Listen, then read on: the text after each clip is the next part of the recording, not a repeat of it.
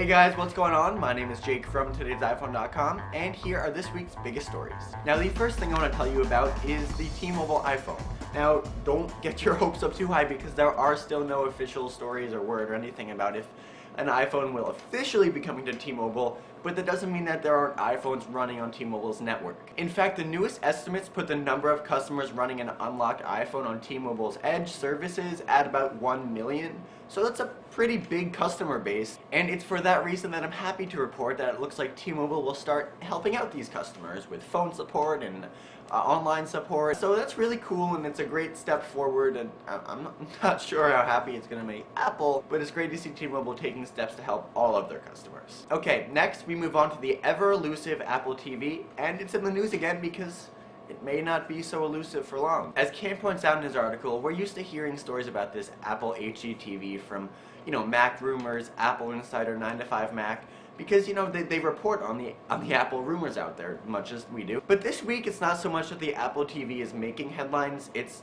where it's making headlines. Techno Buffalo released an article this week claiming that someone over there has been in contact with a high-ranking source in a major electronics retailer, and they claim that the Apple TV is not only in the works, that they've seen a pre-production model, and it could even come out sometime in April or May of this year. Rocking an OLED panel, comes up to 42 inches in size, and of course it's stunning, but really, would you expect anything less from Apple? Now, those features aren't too surprising, but like we've said before, there's also speculation that it could have some sort of Siri feature, some sort of facial recognition feature. It's obviously going to be connected to iCloud to manage your pictures, your music, your videos. It's going to connect to iTunes, YouTube, and all that fun stuff. But if you take anything away from this story, it's not the release date or the features, because there's really no way of knowing those things until Apple announces them.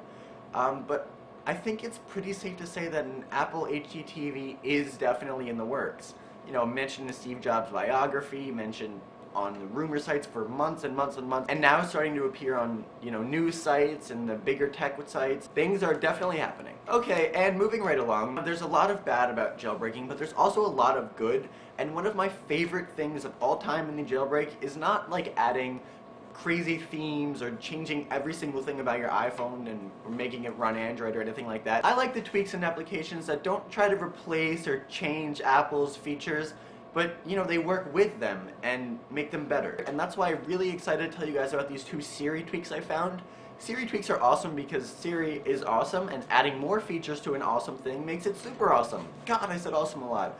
Okay, the first one I want to tell you about is called SiriToggles, and this tweak allows you to launch applications, adjust your brightness, check your battery level, and a bunch of other things right from Siri. And the second Siri tweak I want to let you guys know about is called Lingual, and this is really cool because it translates anything into anything. You can say, Siri, what does "Hi, my name is Jake" mean in French?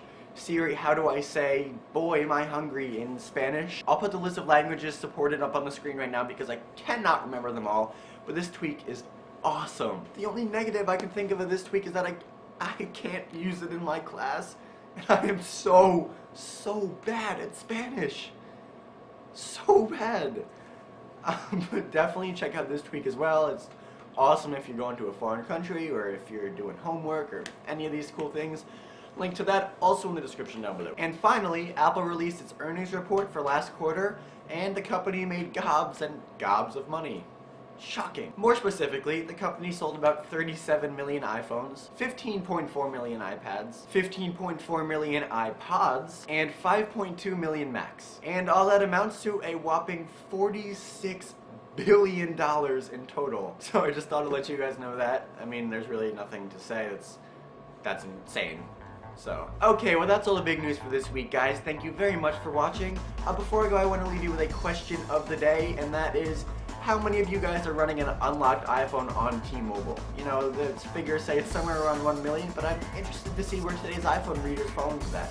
And also, those of you who are, or even those of you who aren't, how do you feel about T-Mobile supporting these unlocked iPhones? Is it good? Is it awesome for the customers? Or is it, as far as getting official iPhones on the carrier, is it a bad move? I'd love to hear your opinion, so let me know in the comment section down below. You can hit me up on Twitter at @TIP_Jake.